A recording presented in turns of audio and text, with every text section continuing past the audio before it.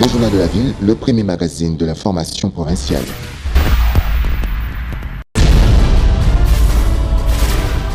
Tout de suite, le journal.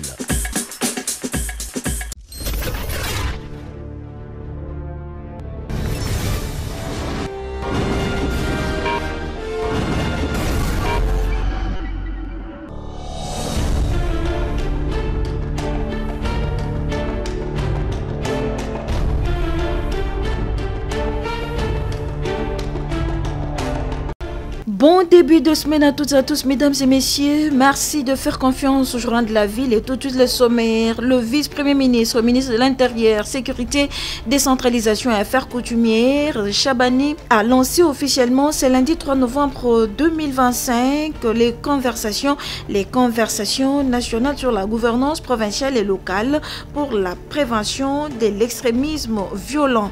11 provinces de la République démocratique du Congo sont concernées par ces conversations nationales.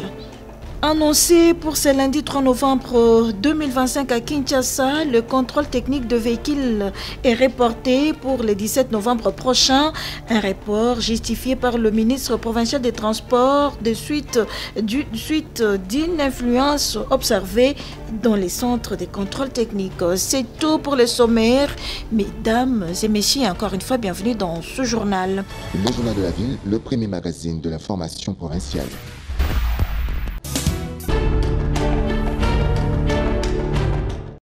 La République arabe d'Égypte était jusqu'ici connue pour ses pyramides de Gizeh, les seules des 7 merveilles du monde à avoir survécu jusqu'à nos jours. Désormais, il faut ajouter à son patrimoine archéologique le Grand Musée d'Égypte, ouvert au monde ce samedi 1er novembre 2025. Une quarantaine de chefs d'État, près de 100 délégations de haut niveau invités, cette présence des dirigeants du monde traduit la valeur inestimable de ce patrimoine culturel. Parmi les convives du président Al-Sisi figurait le couple présidentiel de la République démocratique du Congo.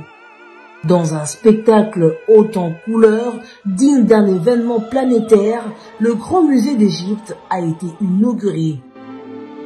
C'est le résultat de 20 ans de travaux titanesques d'un des plus grands projets culturels au monde. Le Grand Musée d'Égypte abrite la plus grande collection au monde consacrée à une seule civilisation. Son attraction phare est le trésor de Toutankhamon, découvert en 1922 dans un tombeau inviolé de la vallée de Roi en Haute-Égypte, avec ses près de 5000 objets funéraires réunis pour la première fois dans le même espace. Au total, le Grand Musée égyptien abrite plus de 100 000 vestiges dont la moitié sera exposée, soit la plus grande collection au monde consacrée à une seule civilisation. Cette collection retrace la vie de 30 dynasties sur 5000 ans d'histoire. À l'ouverture au public, les visiteurs ont été accueillis dans l'immense atrium par la statue la plus monumentale du musée, constituée de 83 tonnes de granit, 11 mètres de haut, représentant Ramsès II, le pharaon qui a régné sur l'Égypte pendant 66 ans, il y a plus de 3000 ans. Ce grand musée va accroître davantage l'industrie touristique égyptienne et va inspirer les autres États à valoriser leur patrimoine culturel.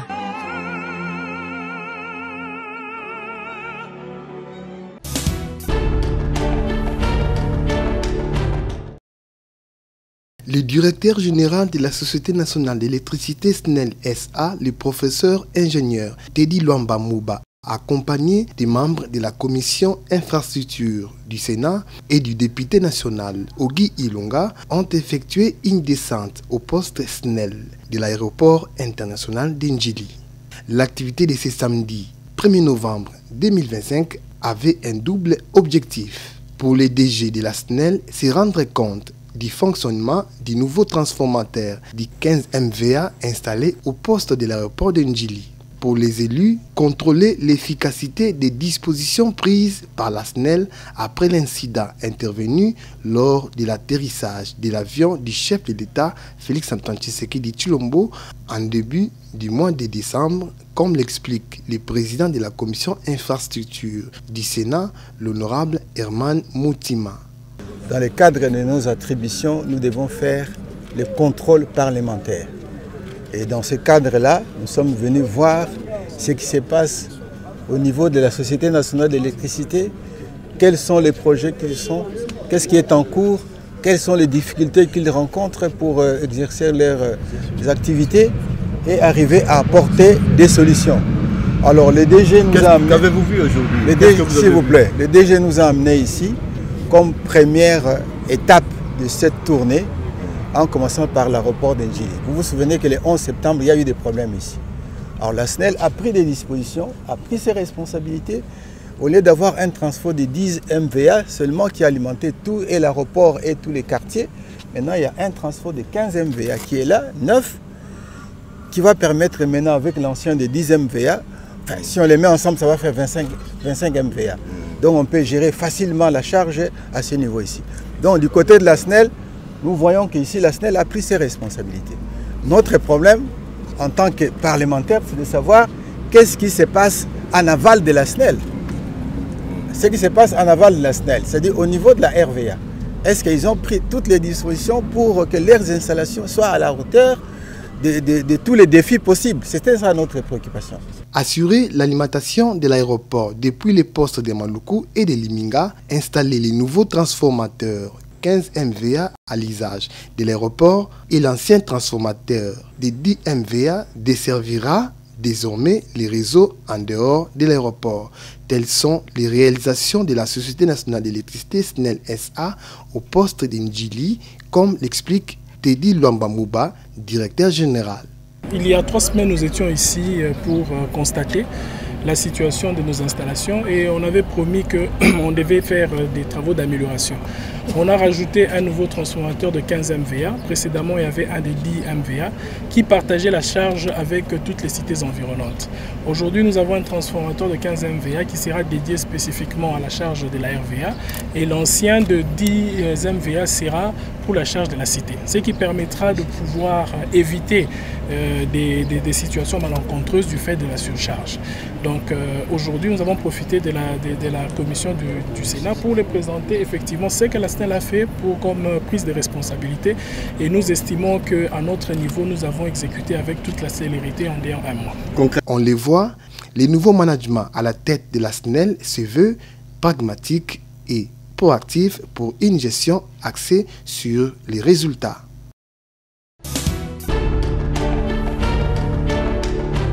Après l'étape du poste de l'aéroport d'Ndjili, le directeur général de la Société nationale d'électricité SNEL SA, l'ingénieur Teddy Luamba Mouba et la délégation ont visité les réseaux est d'Ndjili.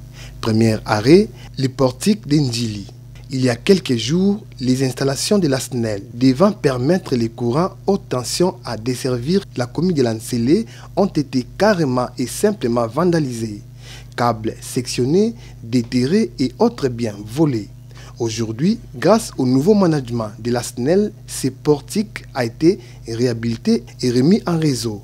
Seulement à cause des constructions anarchiques, une bonne partie du réseau des câbles se retrouve sous les concessions des particuliers.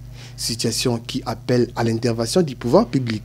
Au niveau de Kimpoko à Maluku, les pylônes numéros 19, 20 et 21 qui se sont écoulés suite aux actes de sabotage perpétrés par des inciviques sont en train d'être remontés.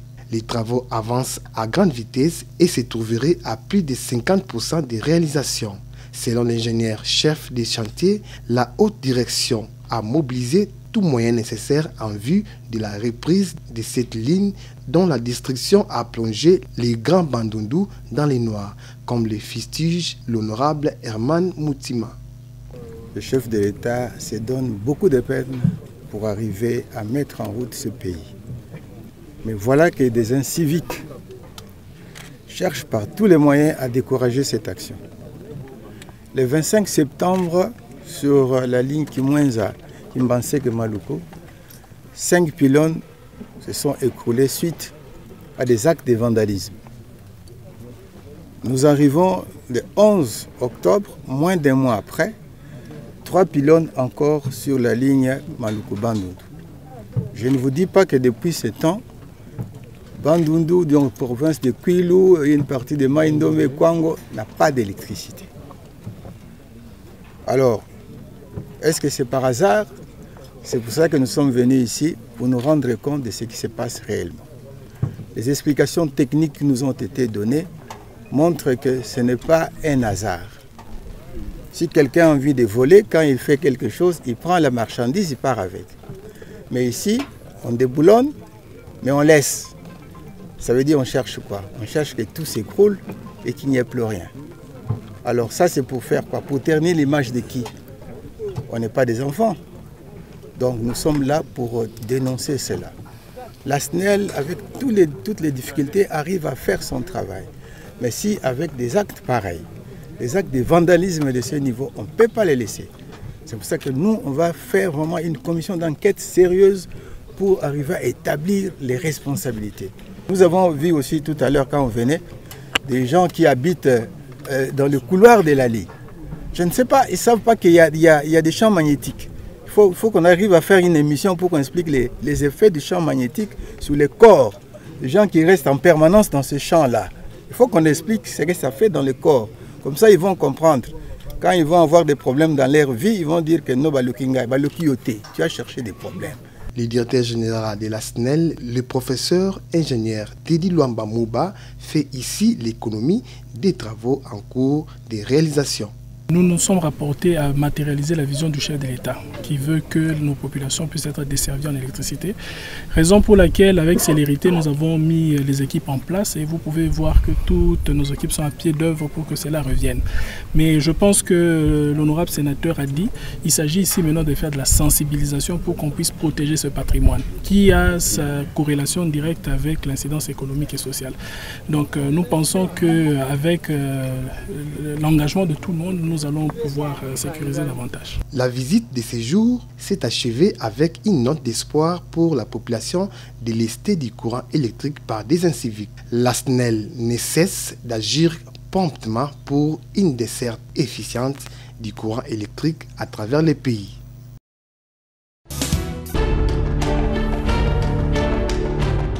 Gabriel Chabani est un homme d'affaires qui a fait ses preuves en RDC.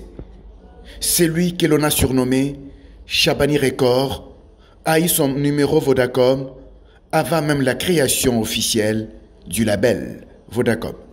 À l'époque, c'était CWN, dont le patron était son ami personnel. Dans la suite, Celtel devient le deuxième réseau cellulaire que Chabani Record présente à la population à travers son agence. Il est parmi les 100 premières personnes à avoir le numéro Celtel. Quelques années plus tard, Celtel est devenu Zen et plus tard encore Airtel. Aujourd'hui, le réseau Airtel a plus de 18 millions d'abonnés. À l'époque, Gabriel Chabani avait conseillé à Conté, patron de CWN, de chercher des multinationales avec lesquels s'associer. C'est là que Conté est allé chercher Vodafone en Afrique du Sud. À cette occasion, M.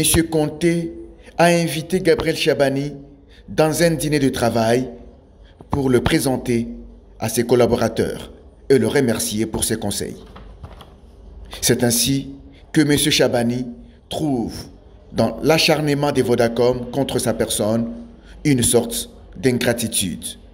Et ne s'explique pas non plus le fait pour Vodacom de se résoudre, débloquer sa SIM pendant une année. Par contre, Airtel, depuis 4 ans, donne à M. Chabani un nouveau téléphone chaque 2 ans, la dernière génération de Samsung, 500 minutes d'appel tout réseau et 80 gigas d'Internet chaque mois. Selon cette capture d'écran, les bonus octobre 2025 sont déjà réceptionnés par Gabriel Chabani. Un réseau qui respecte ses clients récompense leur fidélité. Mais Gerbel Chabani dit ne pas comprendre pourquoi Vodacom bloque sa SIM pour une prétendue insolvabilité de près de 300 $ américains. C'est pourquoi il souhaite que justice soit faite.